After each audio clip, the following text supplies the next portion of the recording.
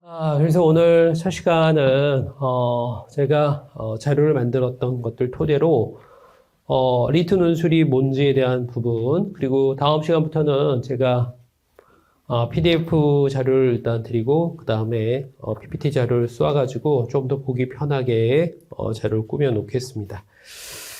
자, 리트의 뭐 가장 중요한 점은 다 아시겠지만, 물론 논술은 아니에요. 그죠? 그러니까 논술은 정성적 평가가 일부 들어가기도 하고, 페일만 아니면 뭐 통과되는 뭐 그런 시험이라고 생각하는 분들도 많아가지고, 결과적으로 내가 어느 학교 로스쿨을 지원하느냐에 따라서, 논술의 비중은 상대적으로 차이가 있는 건 다 아실 내용입니다.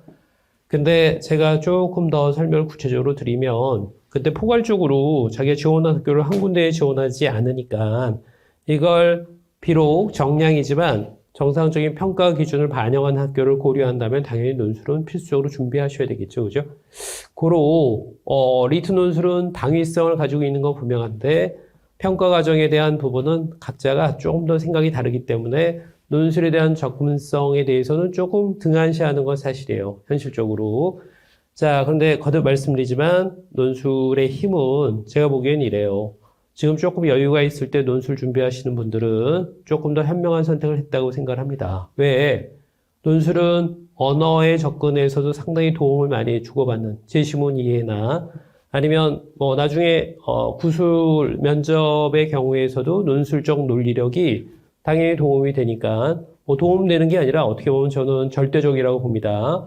여러분들과 조만간은 아니지만 뭐 어느 정도 시점 지난 이후에 면접까지도 제가 여러분들과 자소서 면접에서 아마 뵐 기회가 있을 텐데 그러면 논술의 기본 자료와 논리적 전개가 나중에 후에 도움되는 거는 뭐 나중에 후에도 아마 확인이 되실 겁니다. 너무 거시적으로 보지 않더라도 논술은 당연히 여러분들이 심리적으로 논술 시험을 여러분들이 어떻게 접근하냐에 따라서 다른 평가에서 당연히 이건 추가적으로 올라온다는 생각보다는 이거 자체의 시험이라고 생각하시면 좀 일단 뭐 접근도는 뭐 크게 설명을 안 드려도 아시지 않을까 생각을 합니다. 자, 일단 오늘 처음에 리트 논술에 대한 개요부터 한번 보셔야 되는데 논술에 대한 기초가 없는 상태에서 과연 리트 논술을 쓸 수 있냐? 쓸 수는 있습니다. 근데 아까도 얘기했지만 이거는 정량적 평가, 정성적 평가이기 때문에 이거에 대한 접근 자체에 대한 일단 평가는 각각이 또 차이가 날 수도 있고 공개가 되지 않기 때문에 내가 논술 점수를 어떻게 받았느냐에 대한 평가도 사실 시행 전에 여러분이 논술 시험 치르기 전에 먼저 여러 다양한 접근을 통해서 다양하게 일단 평가를 받은 이후에 조금 더 구체화시킬 수 있는 부분이 수업에 대한 의미가 아닌가 싶어요. 그러니까 리트 논술의 가장 중요한 특징은 뭐냐면 논증력이야.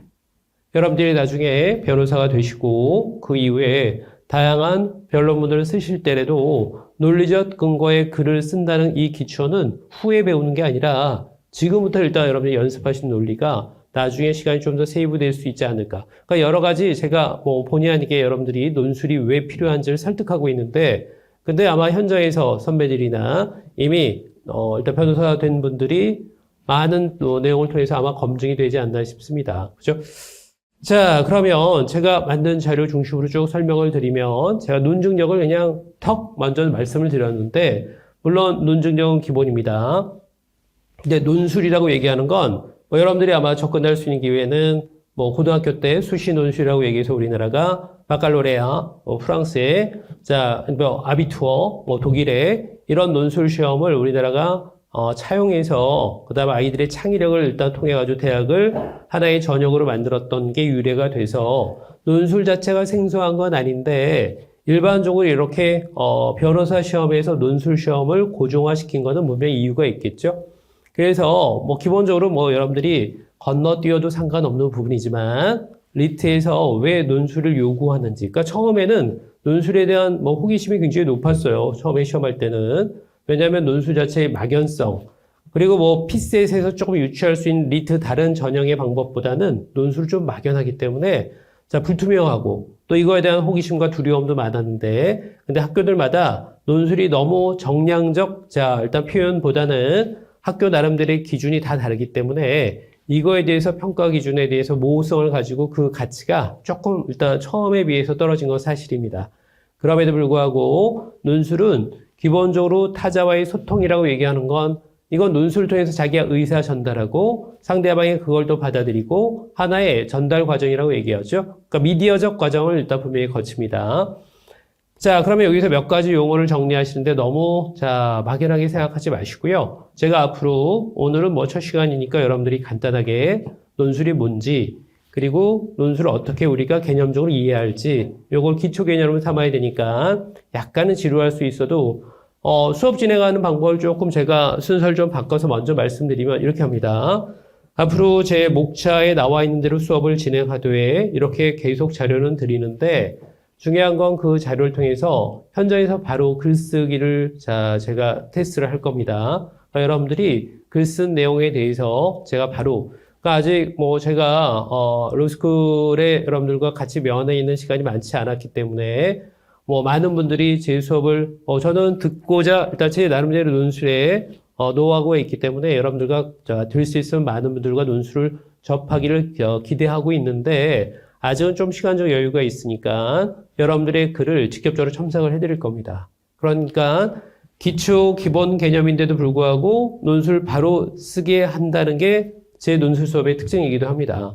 그래서 뭐 다른 논술, 일단 시험의 하나의 중요한 과목으로 생각하는 다른, 일단 입시나 아니면 뭐 일단, 입사 시험이나 뭐 이런 등등에 있어서의 논술은 제 수업의 특징 중에 하나가 현장에서 시간을 정해놓고 글 쓰고 그걸 피드백 해드리는 방법으로 계속 일단 진행할 예정이니까 그거는 시험 거의 내용 다 정리한 이후에 별도의 시간을 조금 할애해서 여러분들이 바로 쓰시고 다음 주에 첨삭지를 가지고 같이 얘기하고 뭐 이렇게 계속 피드백이 되면 온라인이나 아니면 뭐 현장 강의에서도 다 이런 것들이 조금 더 유용성을 일단 갖지 않을까라고 생각합니다.